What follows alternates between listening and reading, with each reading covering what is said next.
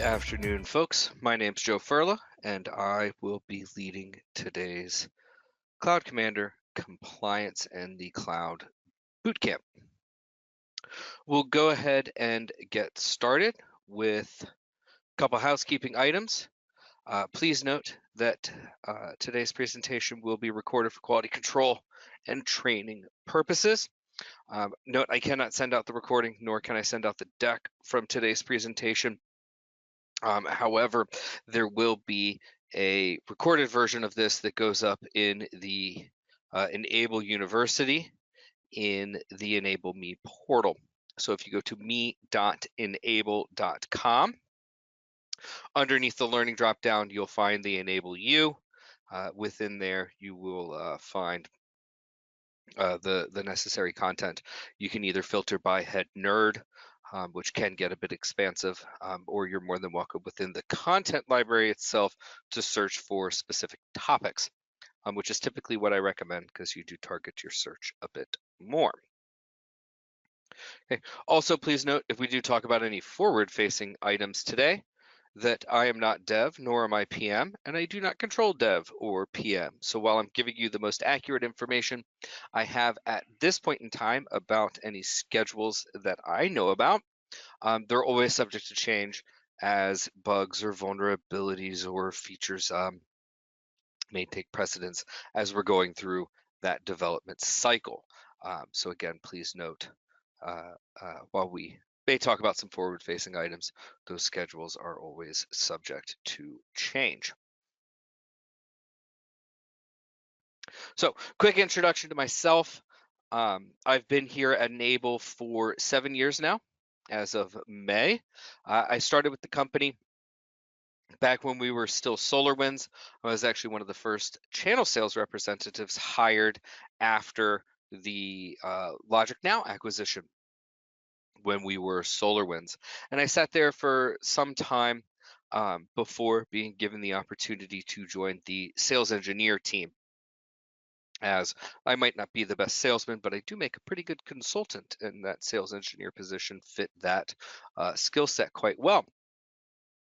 After being a sales engineer, I was given the opportunity to join the partner success management team, where I was one of the original 6 partner success managers chosen to help create and implement that solution in what was the SolarWinds organization, soon to become the Enable organization. After sitting there for a number of years, I was able to join the head nerd team. I started as the Insight head nerd, and that very quickly evolved into Insight Mac and operational efficiency head nerd. And as we've released a few new products over the years, they've come under my belt, specifically Cloud Commander and then Analytics. You'll also see me supporting some of our satellite tools like MSP Manager, Take Control, MailAssure, Passportal, and the like. More importantly than who I am, though, is how to contact me. So here underneath the little obnoxious yellow scribble, you'll find my contact information. You can always reach me by email, joseph.furla@enable.com. That's F-E-R-L-A @enable.com. You can catch me on Reddit as Head Nerd Joe, and you can find me on LinkedIn as Joe Furla. So if you ever do have any questions or you need to connect, please feel free to reach out. Okay, email, Reddit, or LinkedIn. I'm happy answering questions either way. And if I'm not the right person to get your questions answered, I will get you in touch with the proper resources to get the answers you need. So of the Cloud Commander boot camps that we have, this will be reasonably the shortest. Typically takes us about 30 minutes to go through this, where compliance or user management for compliance, to be quite honest, is a pretty quick topic as it stands today within Cloud Commander. So what we'll do is we'll quickly go over an onboarding of Cloud Commander, what it looks like as you are starting up the trial and some prereqs there. We'll go over some basics of compliance, be it with our compliance policies, and then we'll look at some from our configuration profiles. We'll take a look at some security resources for compliance as well, like MFA, risky users, password control, and then groups/roles. Got a little typo there. Need to put a slash in. My apologies. And then we'll go over some reporting, as auditing is always a part of compliance. And well, if you can't report on it, it's kind of difficult. So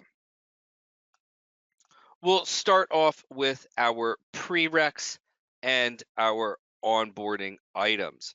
So off the bat, do please note, before even starting a trial, we will require a service account to be created inside your partner center.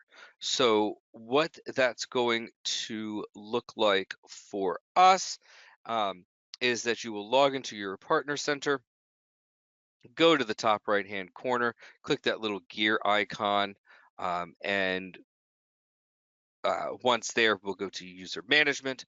From user management, we will then hit new user, and we'll create that service account.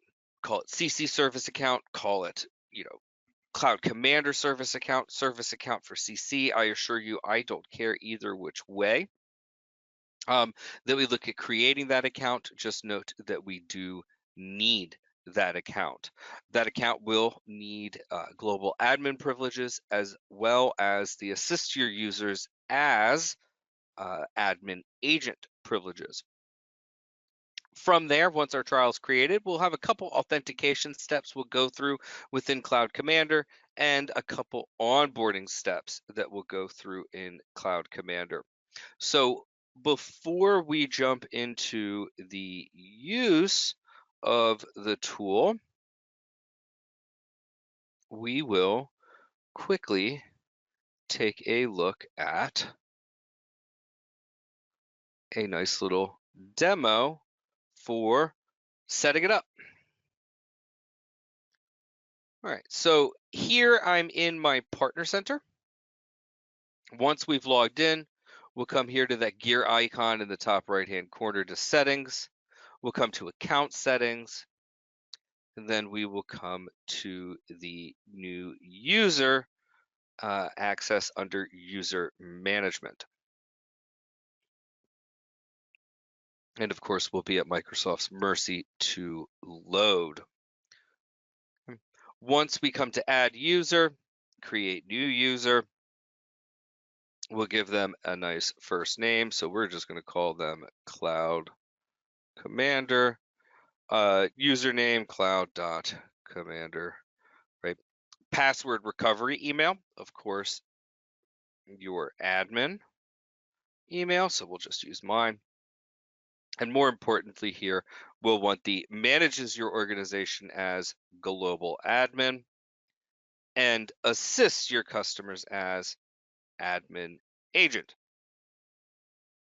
Now, once we go through the creation of this user, which I will not do because we already have a Surface account, you will want to go in and set up MFA to make sure that that user does have multi-factor authentication enabled for them. Once we've gone through the Partner Center here and we've gone to the Enable website to sign up for our trial, we'll access the trial email. We'll log in using your admin credentials to Cloud Commander, and we'll see a nice blank screen, which is okay, as we will come to Settings and then Microsoft Cloud Access. The Microsoft Cloud Access section, upon first login, will look a little bit different than my screen. On the right-hand side, right about the middle, you'll see a big blue Authenticate Now button. Click that button, it'll pop open a little wizard that'll walk you through authentication. You'll authenticate using the Cloud Commander service account credentials. Okay, username, login, or password, and multi-factor authentication. It'll pop up a nice next little screen that will say authenticate on behalf of, and then it will list out all of the properties that we are authenticating for, primarily around the GDAP creation. At the bottom of that screen, you'll see a super enticing checkbox that says authenticate on behalf of my organization. We will not click that checkbox. Do not let the enticing checkbox overpower you. We will leave it unchecked. We are authenticating for the service account itself. Okay. From there, once we click next, we'll see a list of organizations that we can enable within Cloud Commander. Okay. If you go all the way through the wizard, you'll be brought to a screen like this. So if you don't use the wizard to onboard, never fear, you'll be able to do it here. So how we're going to onboard our clientele will be finding somebody who says disabled in the request approval column. We will click the drop down. We will shift them to enabled, and they will move into the needs approval status. What we're going to do here is we're going to take the approval link, typically sent by an email, but we're not going to send the email in this case. We're going to put the link into Cloud Commander. You'll open up an incognito window or a separate browser, go in using that end user's admin credentials, and authenticate the creation of the GDAP connection. From there, we'll hit the awaiting Microsoft status, because while things may happen in the dashboard nigh immediately, we are still at Microsoft's mercy to perform the work. Once we're out of the Microsoft or awaiting Microsoft status, we will move either to approved or issues found. For those of us that are direct CSPs, those who purchase directly from Microsoft, approved is going to be most commonly where you are going to sit in your status. For those of you who are indirect CSPs, issues found will be the most common place you sit in regards to your almost final status. Now, issues found here is nothing to worry about. What it's truly denoting, more often than not, like 99.99% of the time, is that your Azure subscription needs some love. Underneath the review limitations hyperlink, we will list out what your limitations are and why we found issues. And here again, we can see that, well, we don't have the Azure access we need. We'll give you a hyperlink, the information in this article hyperlink. We'll click that hyperlink, and what it's going to bring us to is our handy dandy user guide. And taking two sets of PowerShell, either this two-step option here or the larger all-in-one PowerShell script, what we will do is pull the admin agent's object ID from your tenant, and then we will take your customer's tenant ID and subscription ID and apply the proper role definition and permissions to that subscription for your admin agent group, allowing you to manage your Azure subscriptions. Once we've done that and run the PowerShell, we'll click revalidate, and if run properly, we will move to the approved status. Okay. Please note that this happens most often with indirect CSPs, not because there's a problem with your Azure subscription, but because your resellers like Pax8 and the like don't have to give you that owner permission or that owner role. So they don't. Who wants to add a single step to, a million onboardings? I assure you, I don't. So I get why they do it. But we'll need it to manage Azure. Now, if you do not have an Azure subscription and you see issues found, more often than not, you're good to go. Again, 99.99% of the time. You will still be able to manage Entra ID as well as Intune and M365 through the tool. Once we've got our users onboarded, or sorry, our end users organizations onboarded, the second place we'll go, if needed, will be the user settings. This is where we will enter in automation account name, subscription ID, resource group name, and hybrid worker group name for our hybrid environments so that we can manage them through Cloud Commander. Please note your device will need a couple items as prereqs for this if they are not already in Azure, and that would be through Azure Arc or any of the other services, the ability to talk to and utilize that automation account. With that AD or that DC being the hybrid worker for the hybrid worker group. Okay, you may have to download a couple PowerShell objects. You may have to download the Azure AD Management Connector, but you should be able to get those permissions as you are setting up your onboarding. Excuse me for coughing. Once we've got our end users onboarded, we will come to the user. Click our dropdown and select the customers that we would like to be working with, and we will see their users populating. If you do not see users populating for your already onboarded end users, you can come in, click refresh, and you'll note here with our green button, green box, that the user sync has started, which is a nice time to mention. Whenever you do anything in Cloud Commander, it's reflected in the right-hand top corner with a blue, hey, this is running, with a green, hey, this has succeeded, or a red, hey, we found some failures. Once your end users are starting to trickle into the tool, you're good to go to start using it. So, in the compliance world, what do we get out of this? Well, starting off with, I think, some of the easiest but also most difficult items to use, we have the underneath assets, configuration profiles, and compliance policies. As it stands today, we are working out of the Microsoft defaults. Okay, so they are all preloaded. See configuration profiles here.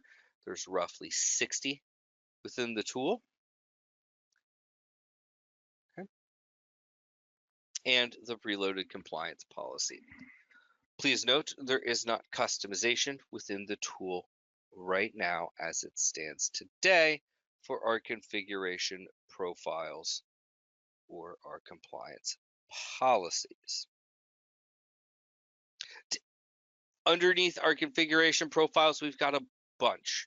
Okay, some of it does apply to compliancy, some of it doesn't, but it's still something we want to come through and take a rough look at.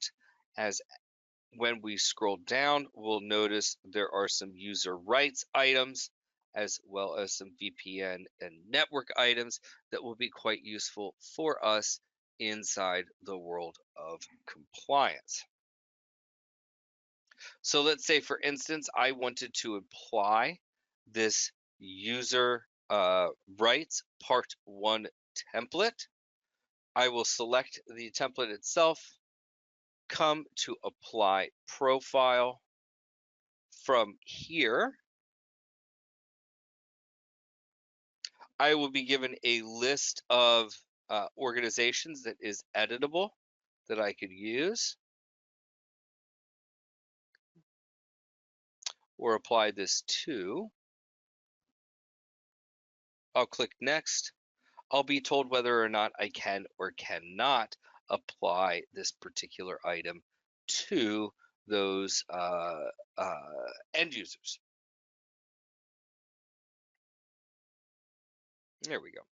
Okay, you'll get a nice little red exclamation point if you can't, with a brief description as to why. And I picked to add my organization here, the Test Enable US Sandbox, because I would like to point out that you cannot manage your own partner center and settings from this tool. That's still designed to be done internally by a security analyst or a support team internal to yourself. From there, we'll go ahead, we'll click next, and we'll be able to enter in our values and variables, right? We could come in and look at uh, applying permissions, right? So maybe access credential manager as a trusted caller. We'll say allow. And what I can do is I can come in and I can add my variables, right? Such as allow local logon. Yeah, I think I'll do that, right? Allow access from network and the like. Okay, so just some nice items that give us some control over our compliances. Now on the Windows side of the house as well, we brought in their compliance policy, and there is only one, which is the Windows 11 compliance policy. Just like with my templates, I will highlight the compliance policy. We'll come to apply policy. Yet again, we will see where we can or cannot apply this item, and then we'll enter our variables and values as we would need. Now, something to point out, both for configuration and the compliance policy, all the way down here at the bottom, we have our two flip switches for assignments to all users or assignments to all devices. Pick your poison as to how you would like to deal with this, but please note, if you have everything gray with these two items, we will think we successfully pushed the configuration or compliance profile, but since you haven't given it a target on the Microsoft side, it's going to fail. So please do be aware there. For both profiles and policies, we want to make sure those little flipper buttons are moved to the right and are bright green. While the configuration items do tend to be broken up, the compliance policy here does tend to be reasonably comprehensive, right? So for instance, require BitLogger. Of course, I don't think that's just a compliance thing. I think that's a good general best practice, but I digress. Require a secure boot. We can require code integrity. We can work with minimum and maximum OS versions, especially for those who are dealing with, say, the HIPAA, NIST, or GDPR rules. This is quite nice.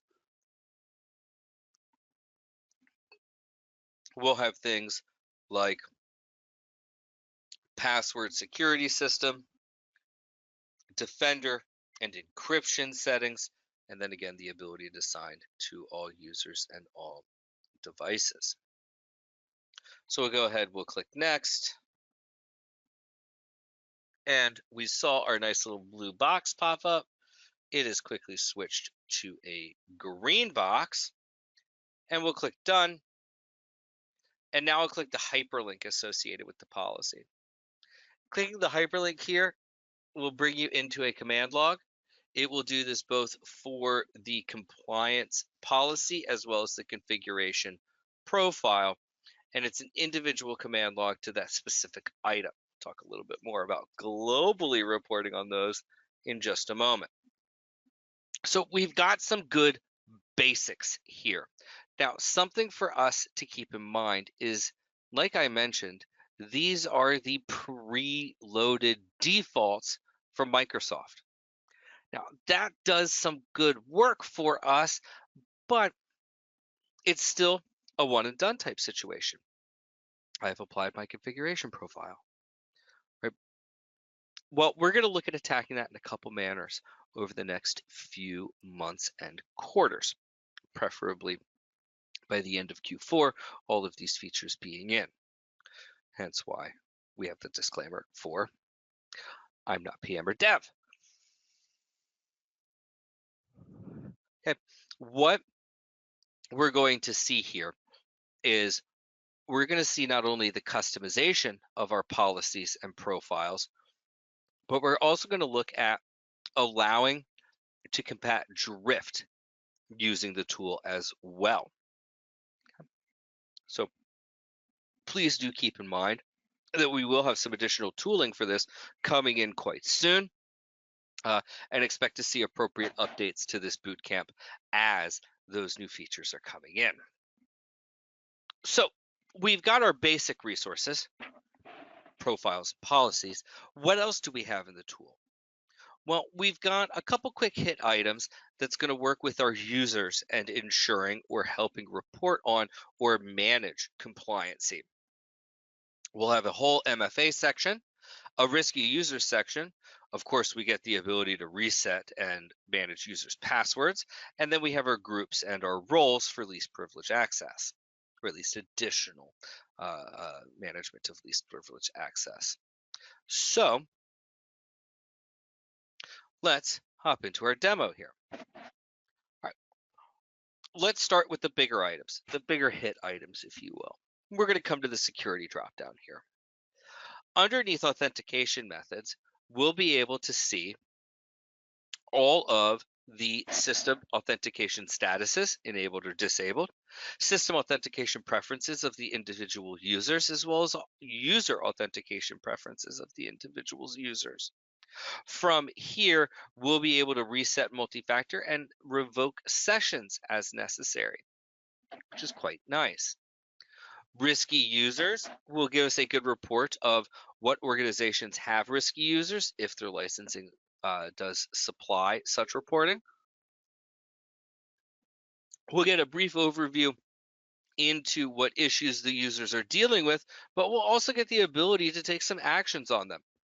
Blocking and unblocking, confirming as compromising, dismissing risk, and resetting passwords if needed. So we'll quickly and easily get access into these two sections, ensuring that we don't have any end users who may be acting less than fairly, if you will. So some good items there. Now, on top of that, we do get a couple items that we want to talk about within Intune for our Intune devices, where we have a compliant column. Okay, is this device meeting or not meeting compliancy specifications? And underneath users, we'll see the ability, if we click the hyperlink to go into the user, to reset password and multi-factor authentications as necessary. But more importantly here, we'll see the ability to manage our groups. So setting up groups based on position, department, compliancy, anything along those lines helps out here. We also have the ability to granularly approve Microsoft Entra ID roles for our users. Okay, and as we scroll down here, we'll note we have a large number of roles that we can look at adding through Cloud Commander. Okay, so some nice control over not only our configuration and compliance items, but also the users, the reporting for authentication methods and risky users, and the ability to take action there, as well as some groups and roles for least privileged access.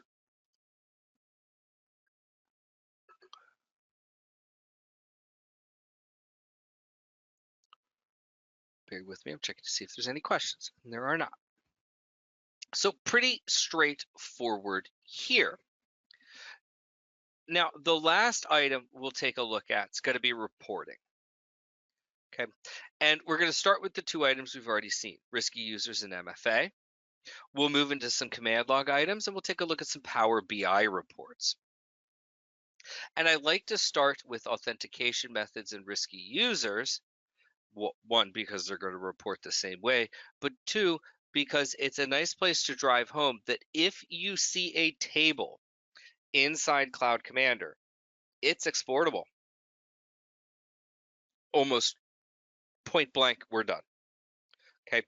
There's no point in having all this data if you can't get access to the data. So let's say, for instance, I want to export all of my users and their authentication methods. I want to select, Aaron and Fernando and Jane and John and Alex and whomever. I can also export the selected rows. So some nice reporting there when we see that at the user level, the groups level, authentication methods, risky users, Intune devices, right, top to bottom. We also have within our reports a global command log. Now, users have their own individualized command logs, who's done what to what user. Our configuration profiles and compliance items have their own command logs, who's done what, when, and where, but we'll also have a global one that will include everything. So when we are getting audited, or when we have questions as to who did what, we have the ability to pull these command logs. The nice thing about these command logs as well is if you click into them, you'll see who did the item and any outputs that may be appropriate here.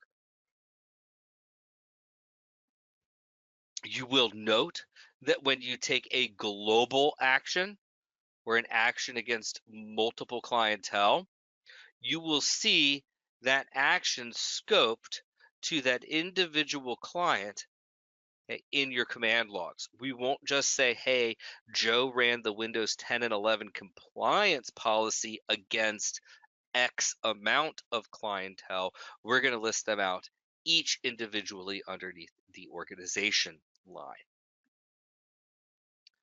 The last item we have for reporting is going to be our Microsoft Secure Score reporting. Now, this is reasonably high level, because who wants to go through all of the secure points, right? Or all of the controls. Okay, if we need to do that, we can either go through Power Automate to pull that information, the Graph API, or Microsoft itself. But the Secure Score report gives us some good starts. I can filter by organization as well as date range. Okay, and I'll be able to see what a possible max score for their Secure Score could be, as well as how many controls do they have available, in this case 74, and how many have they achieved, in this case 31. And then we'll compile your score and percentage based off of the values given to the individual items that have been achieved within that secure score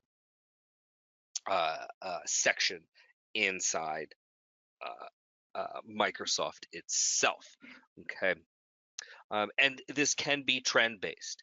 Okay, you could look at the day, or you could look at, I believe it's the past 90 days, as you would need. So some nice reporting within the tool that gives us the flexibility to, when we are being audited, provide all of the information that our auditors may need. You will note that the Power BI reports are not exportable as it stands today. However, you can export the information from the widgets themselves, so you can get that information out of the dashboard. Okay, and before we leave, we'll have the quick little discussion of Cloud Commander is quite powerful when it comes to these items. Again, we talked about some forward-facing items that are going to give us some additional benefits here. Also, please note there is a Power Automate connector that works with the tool. So we can get even more involved and more granular with what we're going to be doing through that connector. Now, that is its own boot camp. Please look forward to it coming in the future. I'd love to see you there, where we'll go over a brief introduction to Power Automate. We'll talk about how to use pre-built templates for our flows and how to create our flows from scratch. So quite a valuable boot camp as well. We also have the Cloud and Tools office hours coming up this month, should you have any lingering questions about Cloud Commander that need to be answered. On that note, because I do not see any other questions coming in today, thank you so much for attending today's boot camp. It is a pleasure to deliver these. I know I said it'd be short and sweet. I went a little bit longer than expected, but coming in at that 40-minute mark is quite nice. So I'll give you folks about 20 minutes to your day back. We'll look forward to seeing you in any future boot camps, and we'll talk to you later. Bye-bye.